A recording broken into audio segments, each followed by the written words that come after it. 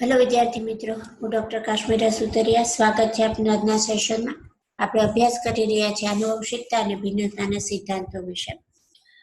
આપણે અત્યાર સુધીમાં રંગસૂત્રની રંગસૂત્ર સંલગ્ન જે ખામીઓ છે તેના વિશે અભ્યાસ કર્યો. એક સંલગ્ન પ્રચ્છન્ન ખામીઓ, ત્યાર પછી દૈહિક રંગસૂત્ર સાથે સંકળાયેલી પ્રચ્છન્ન ખામીઓ, અને ત્યાર પછી આજના સેશનમાં આપણે અભ્યાસ કરવા જઈ રહ્યા છીએ ચયાપચય ખામી. એટલે કે આપણા શરીરમાં થતી જે વિવિધ ચયાપચયની ક્રિયાઓ છે, ચયાપચયની પ્રક્રિયામાં કોઈ એક ઉત્સેચકના કારણે કોઈ એક પ્રક્રિયા પણ જો ન પ્રેરાય તો તેના લીધે રોગગ્રસ્ત સ્થિતિનું પણ નિર્માણ થઈ શકે છે. એટલે આ ચયાપચય ખામીઓ જે છે એ પાછું દૈહિક રંગસૂત્ર સાથે સંકળાયેલી જ ખામી છે. એટલે કે આ ચયાપચયની ખામી માટે જવાબદાર જે જનીનો છે, જનીનો દૈહિક રંગસૂત્ર ઉપર આવેલા હોય છે. ચયાપચય ખામીઓમાં મુખ્યત્વે ફિનાઇલકીટોન્યુરિયા, આલ્બિનિઝમ અને આલ્કેપ્ટોન્યુરિયાનો સમાવેશ થાય છે. તેમાંથી આજે આપણે ફિનાઇલકીટોન્યુરિયા વિશે અભ્યાસ કરીશું. આ જન્મજાત ચયાપચય ખામી છે, એટલે કે વારસાગત આ ખામી છે તે જોવા મળશે. દૈહિક પ્રચ્છન્ન લક્ષણોની જેમ જ તેની આનુવંશિકતાની પેટર્ન છે. જેમ આપણે સિકલ સેલ એનિમિયાનો અભ્યાસ કર્યો, અને સિકલ સેલ એનિમિયા એ દૈહિક રંગસૂત્ર સાથે સંકલિત પ્રચ્છન્ન ખામી છે. તો તેમાં જે રીતના આનુવંશિકતા એટલે કે વારસાગમન જોવા મળતું હતું તેવી જ વારસાગમનની પેટર્ન જે છે તે અહીંયા ચયાપચય ખામી માટે પણ જોવા મળશે, કેમ કે દૈહિક રંગસૂત્ર સાથે સંકલિત ખામી છે. આ રોગ અંગેનું સંશોધન અથવા તો માહિતી જે છે તે વૈજ્ઞાનિક એ ફોલિંગ દ્વારા આપવામાં આવી હતી, અથવા તો સંશોધન તેમના દ્વારા કરવામાં આવ્યું હતું. અને જનીન જે છે રોગ માટેના અથવા તો જે નોર્મલ ઉત્સેચકના સંશ્લેષણ માટેનો જનીન છે તે 12મા ક્રમના દૈહિક રંગસૂત્ર ઉપર આવેલું હોય છે. એ આપણે જોઈએ, આ માનવ કેરિયોટાઇપ છે, અને માનવ કેરિયોટાઇપમાં આ 12 નંબરનું જે રંગસૂત્ર છે એ 12 નંબરનું રંગસૂત્ર આપણે અહીંયા બતાવ્યું છે. 12 નંબરના રંગસૂત્રની લાંબી ભુજા ઉપર અહીંયા જે લાલ કલરનો ડોટ બતાય છે એ લાલ કલરની લીટી છે તે PAH જનીન દર્શાવે છે. આ PAH જનીન મીન્સ કે એ જો નોર્મલ હોય, એટલે કે તેમાં જ્યારે વિકૃતિ નથી પ્રેરાતી, ત્યારે આ જનીન એ યકૃતમાં ફિનાઇલ એલેનિન હાઇડ્રોક્સિલેઝ ઉત્સેચકના સંશ્લેષણ માટે જવાબદાર છે.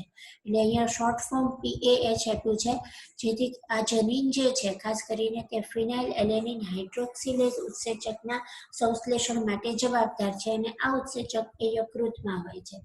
પરંતુ અહીંયા જો આ જનીનમાં કોઈ વિકૃતિ સર્જાય, એટલે કે 12મા ક્રમના રંગસૂત્ર ઉપરનું આ જે PAH જનીન છે તે વિકૃતિ સર્જાય અથવા તો વિકૃત પામે અથવા તો તેમાં વિકૃતિ સર્જાય તો સામાન્ય રીતે એ જે ઉત્સેચક બનવાની પ્રક્રિયા છે તે થતી નથી.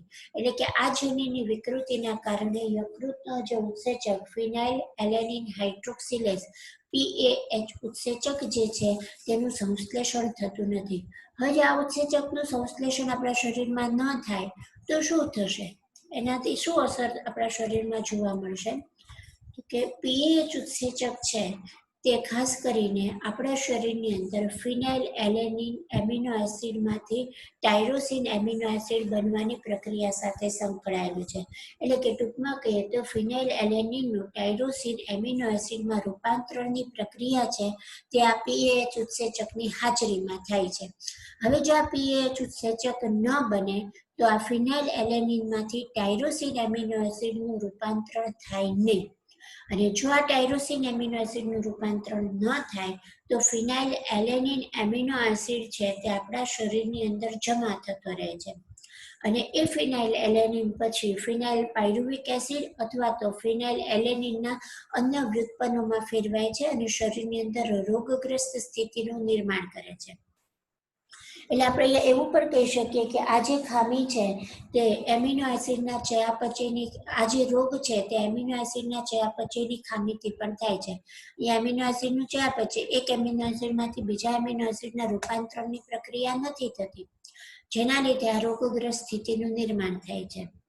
તો અહીંયા પ્રશ્ન એ થાય કે જો એમિનો એસિડ ફિનાઇલ એલેનિન એમિનો એસિડનું ટાયરોસિન એમિનો એસિડમાં રૂપાંતરણ ન થાય અને ફિનાઇલ એલેનિન આપણા શરીરમાં જમા થતો રહે તો તેનાથી આપણા શરીરની અંદર શું ફેરફાર થશે? તો તો પહેલું તો આ દ્રવ્ય જે છે તેનો નિકાલ નથી થતો. ફિનાઇલ એલેનિન છે તેનો નિકાલ નથી થતો અથવા તો તેનું ટાયરોસિનમાં રૂપાંતરણ નથી થતું, ત્યારે તે ફિનાઇલ એલેનિન અથવા તો ફિનાઇલ પાયરુવેક એસિડ અથવા તો તેના અન્ય વ્યુત્પન્નો તરીકે રુધિર છે, પેશીય જળ છે, મસ્તિષ્ક મેરુજળ છે તેમાં જમા થાય છે. ખાસ કરીને જ્યારે રુધિર અને મસ્તિષ્ક મેરુજળમાં ફિનાઇલ એલેનિનનું પ્રમાણ વધે છે ત્યારે તે સૌથી પહેલી અસર છે તે મગજને કરે છે. મગજને નુકસાન થાય છે, જેના લીધે માનસિક નબળાઈ પ્રેરાય છે, માનસિક વિકાસ છે તે રૂંધાય છે અને તેનો જે ઇન્ટેલેક્ચ્યુઅલિટી પાવર છે તેમાં ઘટાડો જોવા મળે છે. ટાયરોસિનનું પ્રમાણ જ્યારે ઘટે છે, ફિનાઇલ એલેનિનમાંથી ટાયરોસિન નહીં બને, જેથી ટાયરોસિનનું પ્રમાણ ઘટે છે અને આ ટાયરોસિનનું પ્રમાણ ઘટવાના કારણે આંખ છે, વાળ છે, ત્વચા છે તેનો રંગ છે તે ફિક્કો દેખાય. નોર્મલી જે આંખની કીકીનો રંગ હોવો જોઈએ, વાળનો જે કાળો રંગ હોવો જોઈએ, આપણી ત્વચાનો જે ઘઉંવર્ણ અથવા તો જે કંઈ ત્વચાનો રંગ હોવો જોઈએ તે નોર્મલ રંગ જે છે, કલરેશન છે તે જોવા મળતું નથી. તેના બદલે વાળ છે તે ભૂખરા દેખાય છે, આંખની કીકી જે છે તે બ્લુઇશ અથવા તો ભૂખરી દેખાય છે, માંજરી દેખાય છે, ત્વચાનો રંગ છે તે ફીકો દેખાય છે. તો સામાન્ય રીતે આપણને ખબર છે કે આંખની કીકીનો રંગ છે, વાળનો રંગ છે, ત્વચાનો રંગ છે, તેના માટે તો મેલેનિન રંજક દ્રવ્ય જવાબદાર છે. તો અહીંયા ટાયરોસિનનું પ્રમાણ ઘટવાના કારણે આ બધાનો રંગ ફીકો થવાનું શું કારણ છે? તો ખાસ કરીને ટાયરોસિન કેટાબોલિઝમ જ્યારે આપણે જોઈએ છીએ, આપણે ટાયરોસિન કેટાબોલિઝમ જોઈએ તો ટાયરોસિન કેટાબોલિઝમમાં આપણે જોઈ શકીએ, અહીંયા ચાર્ટમાં જોઈ શકીએ છીએ કે ફિનાઇલ એલેનિનમાંથી ટાયરોસિન બને છે અને એ ટાયરોસિનમાંથી ડાયહાઇડ્રોક્સી ફિનાઇલ એલેનિન એ પણ એમિનો એસિડ છે.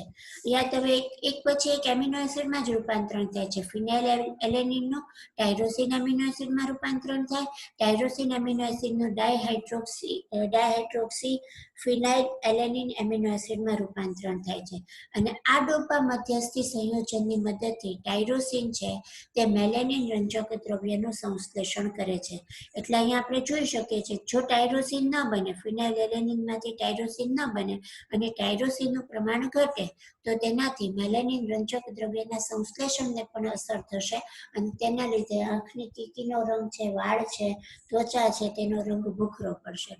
અહીંયા બીજી બાજુ આપણે જોઈએ તો આ જે ડોપા મધ્યસ્થી સંયોજન છે તેમાંથી ડોપામાઇન દ્રવ્યનું નિર્માણ થાય છે. ડોપામાઇન શું છે જરા યાદ કરવો જોઈએ. ચેતાતંત્રમાં આ શબ્દ આવી ગયો છે. ડોપામાઇન એક અંતઃસ્ત્રાવ તરીકે પણ કાર્ય કરે છે અને ડોપામાઇન એ ન્યુરોટ્રાન્સમીટર એટલે કે ચેતાપ્રેષક દ્રવ્ય છે અને ચેતાપ્રેષક દ્રવ્ય એ આપણા શરીરની અંદર ઉર્મિવેગના વહન, ઉર્મિવેગ નિર્માણ અને ઉર્મિવેગના વહનમાં અગત્યનો ભાગ ભજવે છે.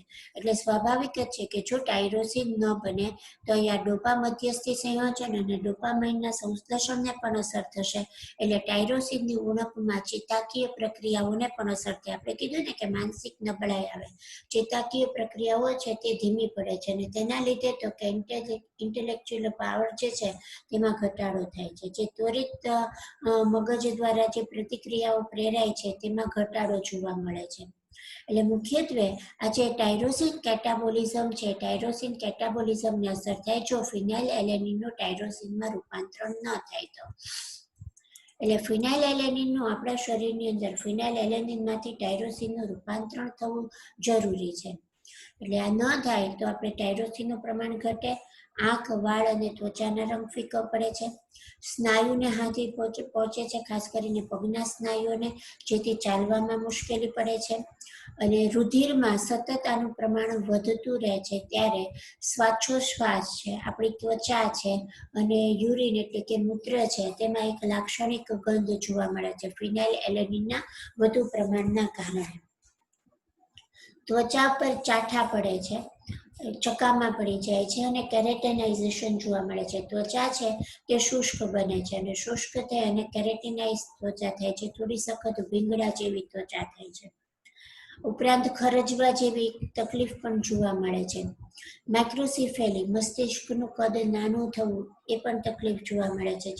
જ્યારે માતા છે ફિનાઇલકીટોન્યુરિયાનો રોગ દર્શાવતી હોય ત્યારે એવી માતાના સંતાનમાં પણ જો એ રોગનું વારસાગમન થાય તો એ બાળક જ્યારે જન્મે છે ત્યારે તેના મગજને અસર થાય છે, મસ્તિષ્કના કદમાં ઘટાડો થાય છે, હૃદયમાં પણ ખામી સર્જાય છે. અને મૂત્રપિંડ દ્વારા આ ફિનાઇલ એલેનિન ઓછું શોષણ પામવાના કારણે નિકાલ તેનું મૂત્ર સ્વરૂપે થાય છે, અથવા તો તેનું ઉત્સર્જન છે તે મૂત્ર સ્વરૂપે થાય છે. આ જે ચાર્ટ છે, ચાર્ટના આધારે આપણે જે વાત કરીએ, આખો ચાર્ટ આટલો યાદ રાખીએ તો આપણને ફિનાઇલકીટોન્યુરિયા ખામી જે છે તે સારી રીતે યાદ રહી જશે. જો ફિનાઇલ એલેનિન હાઇડ્રોક્સિલેઝ ઉત્સેચક હાજર હોય, હવે અહીંયા આપણે જોઈએ કે ફિનાઇલ એલેનિન હાઇડ્રોક્સિલેઝ ઉત્સેચક ક્યારે હાજર હશે, તો કે તેનું જે પીએચ જનીન છે તે પ્રભાવી હોય, એટલે કે બંને કેપિટલ પી હોય ત્યારે આ ઉત્સેચક છે તેનું સંશ્લેષણ થશે અને ફિનાઇલ એલેનિનમાંથી ટાયરોસિન બનશે. પણ જો આ ઉત્સેચક ગેરહાજર હોય, એટલે કે ઉત્સેચક બને નહીં, તો ક્યારે નહીં બને, તો કે જ્યારે બંને જે જનીન છે તે પ્રચ્છન્ન સ્થિતિમાં હશે, બંને સ્મોલ પી હશે, ત્યારે ફિનાઇલ એલેનિન હાઇડ્રોક્સિલેઝ ઉત્સેચક બનશે નહીં.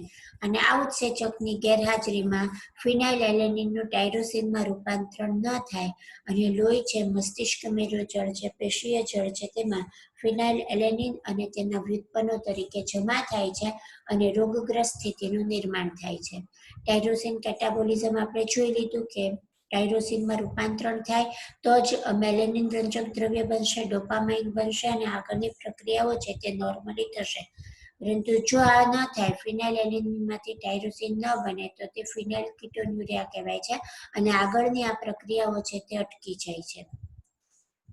આ જે ઇમેજ આપણે જોઈએ છે તેમાં જોઈ શકીએ છીએ કે જે પીકેયુ એટલે કે ફિનાઇલકીટોન્યુરિયા બાળક છે તો તેના મગજને નુકસાન થાય છે, આંખોને નુકસાન, કેટરેક્ટ એટલે કે આંખોને પણ નુકસાન થાય છે, જોન્ડિસ, લીવરને અસર થાય છે, એટલે કમળાની તકલીફ જોવા મળે છે, લીવરના કદમાં વધારો થાય છે, કિડની ડેમેજ થાય છે, એટલે કે કિડનીને નુકસાન થાય છે. અને આ બીજું ફોટો આપણે જોઈએ છે તો એ જે ઇમેજ બતાડી છે મિનિટ્સ આફ્ટર બર્થ, એટલે કે જન્મના થોડીક મિનિટો પછી એના મસ્તિષ્કનું કદ છે અને પછી 24 કલાક પછીમાં મસ્તિષ્કનું કદ છે, એટલે કે મસ્તિષ્કના કદમાં ઘટાડો થાય છે. દૈહિક પ્રચ્છન્ન રોગ છે અને આપણે આગળ પણ કીધું તેમ જનીનો છે તે દૈહિક રંગસૂત્ર ઉપર આવેલા હોય છે. તેથી આ દૈહિક પ્રચ્છન્ન ખામી છે તેના વાહક તરીકે સ્ત્રી અને પુરુષ બંને જોવા મળશે. જો એક્સ સંલગ્ન પ્રચ્છન્ન ખામી હોય, એક્સ લિંગી રંગસૂત્ર સાથે સંકળાયેલ ખામી હોય તો વાહક માત્ર ને માત્ર સ્ત્રી હોય. પરંતુ અહીંયા દૈહિક પ્રચ્છન્ન રોગ છે, જનીનો દૈહિક રંગસૂત્ર ઉપર હોય છે, તેથી સ્ત્રી અને પુરુષ બંને આ રોગના વાહક હોઈ શકે છે. અને જવાબદાર જનીન આપણે કીધું તેમ બંને સ્મોલ પી છે. રોગકારક સ્થિતિ માટે જવાબદાર જનીન છે તે બંને સ્મોલ પી છે. જો બંને કેપિટલ જનીન હોય તો તે પ્રભાવી હોય અને બંને કેપિટલ પી જનીનની હાજરીમાં જે ઉત્સેચક છે તેનું સંશ્લેષણ થશે. આ રોગના વારસાગમનની શક્યતાઓ જોઈએ તો સિકલ સેલ એનિમિયાની જેમ જ માતા અને પિતા બંને રોગગ્રસ્ત હોય તો આ સ્થિતિમાં બધી જ સંતતિ છે તે રોગગ્રસ્ત જોવા મળશે, એ સ્વાભાવિક બાબત છે. માતા વાહક અને પિતા રોગગ્રસ્ત હોય, માતા સામાન્ય હોય અને પિતા રોગગ્રસ્ત હોય, માતા સામાન્ય અને પિતા વાહક હોય, અને ચોથી શક્યતા છે તે માતા અને પિતા બંને વાહક હોય. આમાંથી કોઈ એક શક્યતા માટે આપણે ચાર્ટ બનાવી અને તેનો અભ્યાસ કરીશું અને બાકીની 3 શક્યતાઓ છે તેના વિશેનો ચાર્ટ છે તે તમારે હોમવર્કમાં કરવાનો રહેશે. અહીં આપણે શક્યતા લઈએ છીએ કે માતા અને પિતા બંને વાહક હોય, એટલે બંને વાહક હોય ત્યારે જનીન છે તે વિષમ યુગ્મી સ્થિતિમાં જોવા મળશે. એક કેપિટલ પી જનીન હશે અને બીજું સ્મોલ પી જનીન હશે, એટલે કે આવા જે પિતૃ છે તે વાહક હશે પણ તેમાં રોગના લક્ષણો જોવા મળશે નહીં. ચાર્ટ જોઈએ આપણે કે બંને જે છે વાહક, બંને પિતૃ વાહક છે, એટલે જે જન્યુઓ નિર્માણ પામશે, અંડકોષો હશે તે કેપિટલ પી સ્મોલ પી હશે અને શુક્રકોષો પણ કેપિટલ પી સ્મોલ પી હશે. અહીંયા આપણે ફલનની શક્યતા જોઈએ તો 4 પ્રકારના જન્યુઓ છે તે 4 પ્રકારે ફલન કરી અને જે 4 સંતતિનું નિર્માણ પામશે તેમાં આપણે અહીંયા જોઈ શકીએ છીએ કે અહીંયા બંને કેપિટલ પી છે, એટલે આ જે સંતતિ છે તે સામાન્ય જોવા મળશે. અહીંયા એક કેપિટલ પી અને એક સ્મોલ પી છે, એટલે આ સંતતિ વાહક હશે. એવી જ રીતના અહીંયા પણ એક કેપિટલ પી અને એક સ્મોલ પી છે, એટલે આ સંતતિ પણ વાહક હશે. અને અહીંયા બંને સ્મોલ પી છે, એટલે આ સંતતિ જે છે ચોથી સંતતિ એ રોગગ્રસ્ત સંતતિ હશે. તો આ પ્યુનેટ સ્ક્વેરના આધારે આપણે એવું કહી શકીએ કે જે 50% સંતતિ, 4માંથી 2 સંતતિ વાહક છે, એટલે 50% સંતતિ છે તે વાહક હોઈ શકે. 25% સંતતિ સામાન્ય, 4માંથી 1 સંતતિ સામાન્ય છે, એટલે કે રોગ દર્શાવતી નથી, એટલે 25% સંતતિ સામાન્ય છે. અને રોગગ્રસ્ત હોવાની શક્યતા છે, સંતતિ રોગગ્રસ્ત હોવાની શક્યતા પણ 25% છે, કેમ કે 4માંથી 1 સંતતિ રોગગ્રસ્ત છે, એટલે 25% સંતતિ તો કે રોગગ્રસ્ત જોવા મળે છે. આ જ બાબત આ પ્યુનેટ સ્ક્વેરમાં દર્શાવેલી આ જ બાબતને આ રીતે વંશાવળી પૃથ્થકરણમાં પણ દર્શાવી શકાય છે. આ બંને પિતૃવાહક તરીકે દર્શાવ્યા છે. અહીંયા એક આપણે ચોરસ લેવાનો છે અને એક છે તે ગોળ લેવાનો છે. અને ત્યાર પછી આ જે સંતતિમાં જે શક્યતાઓ છે એ આપણે આ રીતના દર્શાવવાની છે. એક સામાન્ય સંતતિ હોય, એક રોગગ્રસ્ત હોય અને 2 છે તે વાહક હોય. એટલે આ રીતના આમાં જે જરૂરી સુધારો કરી અને આપણે શક્ય જે પેડિગ્રી છે, પેડિગ્રી પણ બાકીની જે શક્યતાઓ માટે દર્શાવીશું. એટલે બાકીનો જે વારસાગમનની શક્યતા કે જેના માટે તમારે હોમવર્કમાં ચાર્ટ બનાવવાનો છે, એ આ 3 શક્યતાઓ છે કે જેનો હોમવર્કનો ચાર્ટ અને એ જ પ્રમાણે પ્યુનેટ સ્ક્વેર અને એ પ્રમાણે તમારે તેની પેડિગ્રી બનાવવાની છે, એટલે કે વંશાવળી ચાર્ટ બનાવવાનો છે. આટલું આ પીકેયુ એટલે કે ફિનાઇલ કીટોન્યુરિયા જે રોગ છે તેના માટે આટલી માહિતી પણ આપણે જો પ્રોપર તૈયાર કરશું તો તેને લગતો કોઈ પણ એમસીક્યુ, વારસાગમનનો એમસીક્યુ પૂછ્યો હોય, વારસાગમનની શક્યતાનો એમસીક્યુ પૂછ્યો હોય, પેડિગ્રી પૂછી હોય કે રોગની માહિતીને લગતો કોઈ પણ એમસીક્યુ પૂછ્યો હોય, બહુ સારી રીતે આપણે તેનો જવાબ આપી શકીશું. એટલે આશા છે કે આપને આ ટોપિક સારી રીતના સમજાણો હશે. આવતીકાલના સેશનમાં આપણે આલ્બિનિઝમ અને આલ્કેપ્ટોન્યુરિયા રોગ છે તેના વિશે અભ્યાસ કરીશું. આમ તો ફિનાઇલ કીટોન્યુરિયા, આલ્કેપ્ટોન્યુરિયા અને આલ્બિનિઝમ એ ત્રણેય એકબીજા સાથે સંકળાયેલા છે. વધતા ઓછા પ્રમાણમાં એ ચયાપચયની ખામીને લીધે એકબીજા સાથે સંકલિત રોગો છે, જેનો એક ચાર્ટ આપણે આવતીકાલના સેશનમાં પણ જોઈશું. તો ત્યાં સુધી આ ટોપિક છે તેને બરાબર વાંચી અને યાદ કરી લેશો, અને જે હોમવર્ક કીધું છે હોમવર્ક પ્રમાણે ચાર્ટ છે તે તમારી નોટબુકમાં તૈયાર કરી વોટ્સએપ મેસેજથી મને મોકલશો. Thank you.